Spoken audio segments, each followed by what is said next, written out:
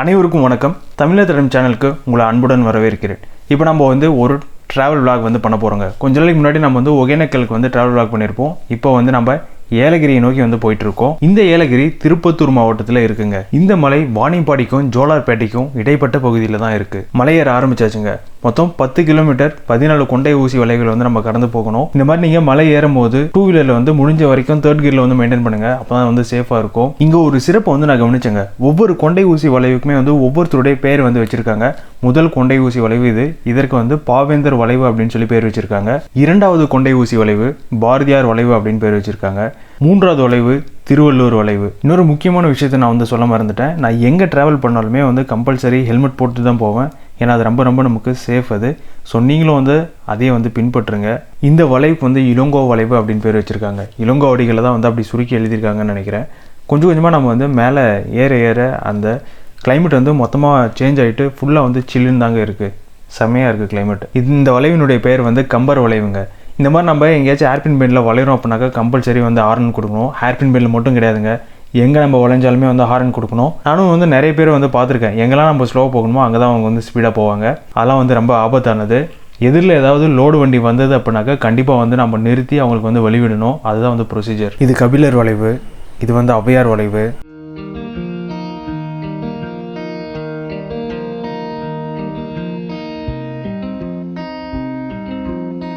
பாரி கடையேழு வள்ளல்ல இவரும் ஒருத்தர். கடையேழு வள்ளல்களின் 7 பேர்களும் ஒவ்வொரு வளைவுகளுக்கும் வச்சுருக்காங்க. ஏதாச்சும் ஒரு வியூ பாயிண்டில் இருந்து உங்களுக்கு அந்த வியூ காட்டலாம் அப்படின்னு தான் பார்த்தேன். ஆனால் எல்லா வியூ பாயிண்ட்லையுமே கூட்டமாக தான் இருந்தாங்க. ரொம்ப குறுகிய இடத்துல என்னால் வண்டி நிறுத்த முடியல. அதனால தான் நம்ம தொடர்ந்து வண்டி நிறுத்தாமல் போயிட்டே இருக்கோம்.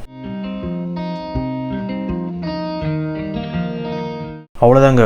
ஒரு 20 நிமிடம் அதில் அரை மணி நேரம் ஆயிருக்கும் நம்ம மேலே வரத்துக்கு. இப்போ மலையோட உச்சிக்கு வந்தாச்சு. இங்கே போட் ஹவுஸ், அதுக்கப்புறம் அந்த சின்ன சின்ன கேம் விளையாடுறதுக்கான இடம்லாம் ஏகப்பட்டதாக இருக்குது. எல்லாத்துக்குமே பே பண்ணோம். எனக்கு தெரிஞ்சு போட் ஹவுஸ்க்கு 4 பேருக்கு 200 ரூபான்னு நினைக்கிறேன். அது சரியாக தெரியல எனக்கு. ஆனால் நம்ம இந்த மாதிரி இடங்கள்லாம் இப்போ நம்ம பார்க்க போகிறதில்ல. அப்புறம் வேறு எங்கே போயிட்டுருக்கோம் அப்படின்னு தான் கேட்குறீங்க. அதற்கும் மேலே ஒரு ஸ்பெஷல் இடம் ஒன்று இருக்குது. அங்கே தான் இப்போ நம்ம போயிட்டுருக்கோம். இந்த போட் ஹவுஸ்லேருந்து சரியாக 5 கிலோமீட்டரில் நிலா ஊர் அப்படின்னு சொல்லிட்டு ஒரு ஊர் இருக்குங்க. அங்கே தான் இப்போ நம்ம போகிறோம். இந்த மாதிரி பல கடைகள் இங்கே நிறைய இருக்குங்க. விலையும் கொஞ்சம் கூடுதலாக தான் இருக்குது. ஆனால் நிறைய வித்தியாசமான பழங்கள் இருக்குது. ஈச்சம்பழம்லாம் ரொம்ப அரிது கிடைக்கிறது. இது பன்னீர் கொய்யா இல்லைனா பன்னீர் பழம் அப்படின்னு சொல்லுவாங்க. இது ஊட்டி ஆப்பிள், கிவி பழம் இருக்குது, காட்டு நெல்லி, இது மங்குஸ்தான் பழம். அப்படியே பழக்கடையெல்லாம் பார்த்து முடிச்சுட்டு இந்த மாதிரி மாடுகளையும் நம்ம தாண்டிட்டு அந்த கிளைமேட்டை என்ஜாய் பண்ணிட்டு நம்ம நிலா ஊருக்கு வந்தாச்சுங்க. இந்த ஃபண்டூரா பார்க்கை தாங்க உங்களுக்கு நான் காட்டணும்னு சொல்லிட்டு வந்தேன். இது ஒரு சின்ன ஹெவன் அப்படின்னு சொல்லுவேன். ஏன் அப்படின்றது போக போக உங்களுக்கே புரியும். இங்கே என்ட்ரி காம்போ ப்ரைஸை இங்கே தெளிவாக கொடுத்துருக்காங்க. நான் போனது ஃபார்ம் விசிட் மட்டும்தான். 250 ரூபா ஆச்சு. நாங்கள் 2 பேர் போனோம். எனக்கு இந்த ஆக்டிவிட்டீஸ்லாம் பெருசாக இன்ட்ரெஸ்ட் கிடையாது. இதில் பார்த்தீங்கன்னா என்னென்ன ஆக்டிவிட்டீஸ் இருக்குது அப்படின்னு சொல்லியிருக்காங்க. கீழே ஏஜும் மென்ஷன் பண்ணியிருக்காங்க. நம்ம வாங்குற டிக்கெட்லேயே மென்ஷன் பண்ணிவிடுவாங்க நம்ம என்னென்ன இடத்துக்குலாம் போக போகிறோம் அப்படின்னு சொல்லிட்டு. அதுக்கு பில்லும் கொடுத்துருவாங்க.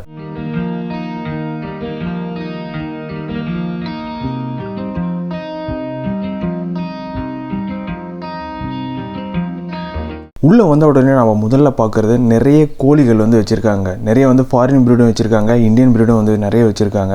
ஒரு 20லேருந்து 25 ப்ரீடு இதே இடத்துல வச்சுருக்காங்கன்னு நினைக்கிறேன். ஏன்னா எல்லாத்தையும் நம்ம காட்டணும் அப்படின்னாக்க காணொலி ரொம்ப நீளமாக போயிடும். அதனால் கொஞ்சம் வித்தியாசமாக இருக்கிறது மட்டும் நான் காட்டிகிட்ருக்கேன். அமெரிக்கன் சின்சின்லா இது முயலுங்க. இந்த செக்மெண்ட்டு 2வது செக்மெண்ட்டில் அவங்க நிறைய முயலை வெவ்வேறு கண்ட்ரிலேருந்து கொண்டு வச்சுருக்காங்க.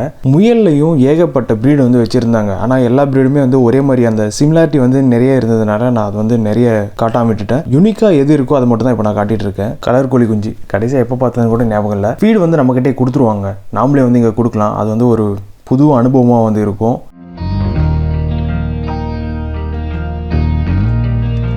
மூணாவது செக்மெண்ட்டாக இவங்க புறாவை நிறைய வச்சுருந்தாங்க. இந்த புறாவோட ஆரிஜின் ஃப்ரான்ஸு. இதனுடைய இறகை பாருங்கள் எப்படி சுருளாக அந்த கர்லிங் ஹேர் மாதிரி இருக்குது அப்படின்னு சொல்லிட்டு. இந்த புறாவுடைய ஆரிஜின் யூகே. இது ரொம்ப வித்தியாசமாக இருக்குது பாருங்கள். இதனுடைய கழுத்து பகுதி ரொம்ப பெரிதாக இருக்குது. மற்ற புறாக்களை கம்பேர் பண்ணும்போது இது அப்படி இருக்குது. அநேகமாக இது மேல் அப்படின்னு நினைக்கிறேன். இது பாருங்களேன் உள்ளான் மாதிரி இருக்குல்ல. ஆனால் இதுவும் ஒரு புறா தாங்க. பக்கத்துலேயே 3 முட்டை வச்சிருக்கு. அந்த புறா அடை காத்துட்ருக்கு. இது ரெண்டும் ஏதோ பயங்கரமாக மாறி அந்த கழுத்தை ஆட்டிக்கிட்டு விளையாடிட்டு இருந்துச்சு. ஒருவேளை மீட்டிங் டைமாக இருக்குமோ என்னன்னு தெரியல. ஆனால் பார்க்குறதுக்கு நல்லா இருந்தது. இதுக்கு முன்னாடி நம்ம பார்த்த முயல் எல்லாமே கூண்டில் வச்சுருந்தாங்க. ஆனால் இங்கே ஒரு 10 முயலை இது மாதிரி ஓப்பன் ஸ்பேஸில் வச்சுருக்காங்க. இந்த மாதிரி இலைகளை முயல்கிட்ட கொடுத்தா வெளியில் வரும். ஆனால் எங்கிட்ட வந்த முயல் வந்து முரட்டு முயல் போல் என் கையிலேருந்து பிடிங்கிட்டு மறுபடியும் உள்ளே ஓடிடுச்சு. இதை பார்த்த உடனே எனக்கு முதல்ல ஞாபகத்துக்கு வந்தது இந்த சீன் தாங்க. 2 பிரம்மாண்டமான ஆஸ்ட்ரிச் வந்து இங்கே வச்சுருக்காங்க. அது மட்டும் கிடையாதுங்க, இங்கே நிறைய ஆடு, சின்ன சின்ன மாடு, கழுதை, குதிரை இது எல்லாமே வந்து வச்சுருந்தாங்க. இது வரைக்கும் நம்ம பார்த்தது வந்து ஒரு சின்ன ட்ரைலருங்க. இதுதான் வந்து மெயின் பிக்சர். இப்போ நம்ம ஒரு பெரிய கூண்டுக்குள்ளே இருக்கோம். இந்த கூண்டுக்குள்ளே தான் வந்து ஒரு செம்ம எக்ஸ்பீரியன்ஸ் வந்து நமக்காக இருக்குது. நீங்களே பாருங்கள்.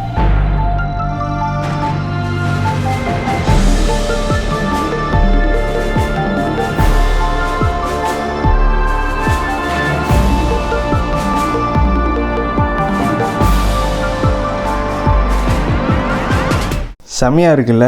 நம்ம கையில் வந்து சூரியகாந்தியோட விதை வந்து கொடுத்துருவாங்க. அதை நம்ம கையில் வச்சு நீட்டோம் அப்படின்னாக்கா பறவைகள் வந்து நம்ம கையில் வந்து உட்காந்து அதை சாப்பிட்டோம். ஒரு செம்ம எக்ஸ்பீரியன்ஸ் இது. நான் ஃபஸ்ட்டு டைம் வந்து இதை ஃபீல் பண்ணுறேன். எனக்கு வந்து ரொம்ப ஒரு மகிழ்ச்சியாக ஒரு குதூகலமாக இருந்தது. இந்த பறவைகளுக்கு ஃபீட் பண்ணுற இடத்துல மட்டும் மொத்தம் 4 செக்மெண்ட் இருக்குங்க. 4 கேட்டு இருக்குது. அந்த 4 கேட்டுக்குள்ளேயும் வந்து நிறைய வித்தியாசமான பறவைகள் வந்து இருக்குது. நீங்கள் வந்து எல்லாத்தையுமே வந்து பார்த்து இந்த மாதிரி வந்து உங்கள் கையில் வந்து உட்கார வைக்கலாம். செம்ம எக்ஸ்பீரியன்ஸ் இது. ஒரு மைண்ட் ரிலாக்ஸேஷன் வந்து கண்டிப்பாக வந்து நமக்கு கிடைக்கும். ஏன்னா பறவைகளோட கொஞ்சம் நம்ம டைம் ஸ்பெண்ட் பண்ணுறது அப்படின்றது ஒரு புதுசாக இருக்கும் நமக்கு. எந்த பறவையுமே வந்து இங்கே கொத்துறது கிடையாதுங்க. நான் போனது வந்து கொஞ்சம் மத்தியான நேரம் ஆகிடுச்சு. அதனால் நிறைய பறவைகள் வந்து தூங்கிடுச்சு. நீங்கள் போகிற மாதிரி இருந்தாக்கா காலையில் அப்படின்னாக்கா மாலையில் போங்க. இது வந்து காலையில் 9:30 மணிக்கு திறக்கிறாங்க. சாயங்காலம் 6:30 வரைக்கும் இருக்குது. பேருந்து வசதிகள் வந்து இருக்குது.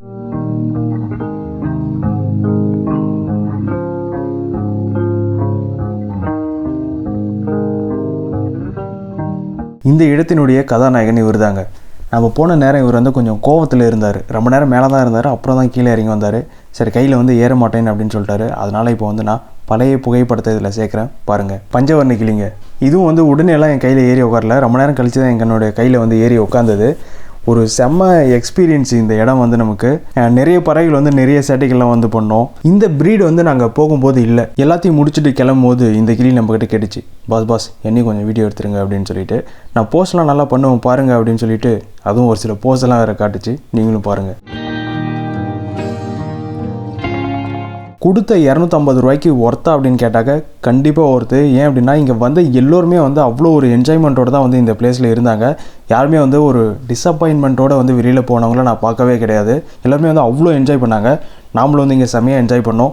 இந்த வீடியோவை நீங்கள் என்ஜாய் பண்ணிங்களா அப்படின்னு சொல்லிட்டு மறக்காம எனக்கு கமெண்ட் பண்ணுங்கள். நிறைய பேருக்கு வந்து ஷேர் பண்ணுங்கள். ஏன்னா இந்த மாதிரி ஒரு பிளேஸ் ஏலகிரியில் இருக்குது அப்படின்னு சொல்லிட்டு கண்டிப்பாக எல்லாருமே தெரிஞ்சுக்கணும். வாழ்க தமிழ், வளர்க தமிழ். அடுத்த ஒரு காணொலியில் விரைவில் வந்து சந்திக்கிறேன். நன்றி.